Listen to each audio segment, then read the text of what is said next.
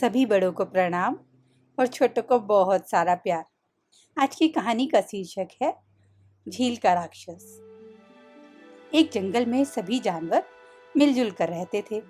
उस जंगल में एक बहुत ही विशाल व सुंदर झील थी। जंगल के सभी जानवर उसी झील के पानी से अपनी प्यास बुझाते। सब कुछ हंसी खुशी चल रहा था। इसी बीच न जाने कहां से एक भयानक राक्षस उसी झील में रहने के लिए आ गया। उस राक्षस ने उस झील पर कब्जा कर लिया और झील को ही अपना घर बना लिया। राक्षस ने जंगल के सभी जानवर को उस झील में घुसने व वहां का पानी इस्तेमाल करने से मना कर दिया। इसी जंगल में बंदरों की एक विशाल टोली भी रहती थी। इस परेशानी से निपटने के लिए बंदरों ने अपनी सभा बुलाई। बंदरों के सरदार ने सभी बंदरों से कहा, साथियों, हमारी झील पर एक राक्षस ने कब्जा कर लिया और अगर हम में से कोई भी वहां गया तो वह हमें खा जाएगा। बंदर ने अपने सरदार से कहा, लेकिन सरदार, पानी के बिना हमारा गुजारा कैसे होगा? हम तो प्यासे ही मर जाएंगे। सरदार ने कहा, मुझे सब पता है, लेकिन अगर हमें सुख शांति से रहना है तो झील को छोड़ना ही होगा।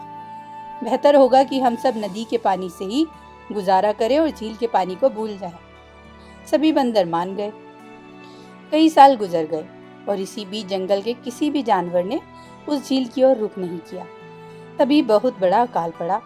नदी सूख गई।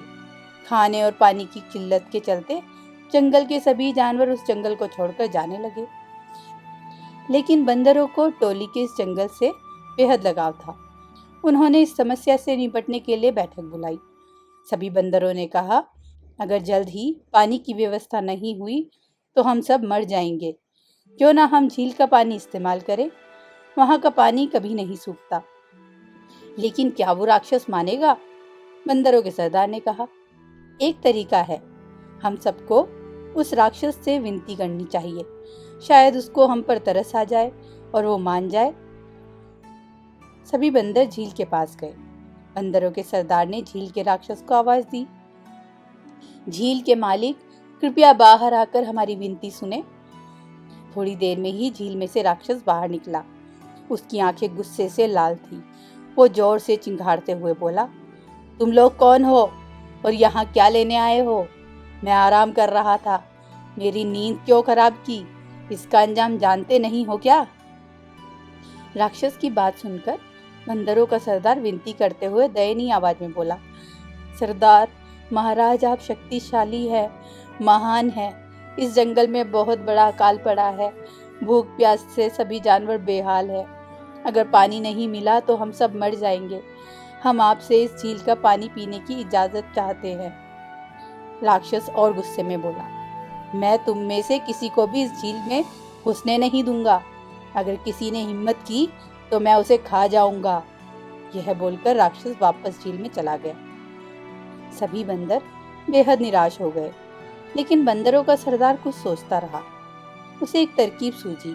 वो सभी बंदरों को बोला, तुम में से कुछ बंदर झील के पास ही एक गहरा गड्ढा खोदो और बाकी के बंदर मेरे साथ बांस के खेत में चलो।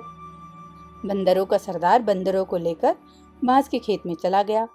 वहां जाकर उसने बंदरों को खेत से कुछ लंबे व मजबूत बांसों को काटने को आदेश दिया। बंदरों ने अपना काम कर लिया। वहीं दूसरी ओर झील के पास भी गड्ढा खोदा जा चुका था। बंदरों के सरदार ने बांस लिया और बांस का एक सिरा झील में डुबाया और दूसरा सिरे को गड्ढे की तरफ मोड़कर उसमें से जोर जोर से तब तक सांस खींचता रहा जब तक कि उसमें पानी ना आ गया। देखते ही देखते झील में से पानी उस गड्ढे में जमा होने लगा। यह देखकर झील का राक्षस गुस्से से बाहर आया। लेकिन चूंकि सारे बंदर झील के बाहर थे तो वह उनका कुछ बिगाड़ नहीं सका। राक्षस गुस्से में ही वापस झील में चला गया। बंदरों ने खुशी खुशी झील का मीठा पानी खूब मजे से पिया। इस कहानी से हमें यह शिक्षा मिलती है, बुद्धि बल से बड़ी होती है।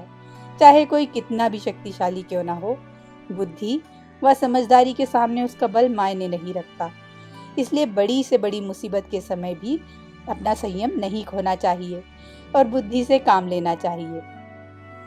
आशा करती हूँ आपको यह कहानी पसंद आई होगी। धन्यवाद।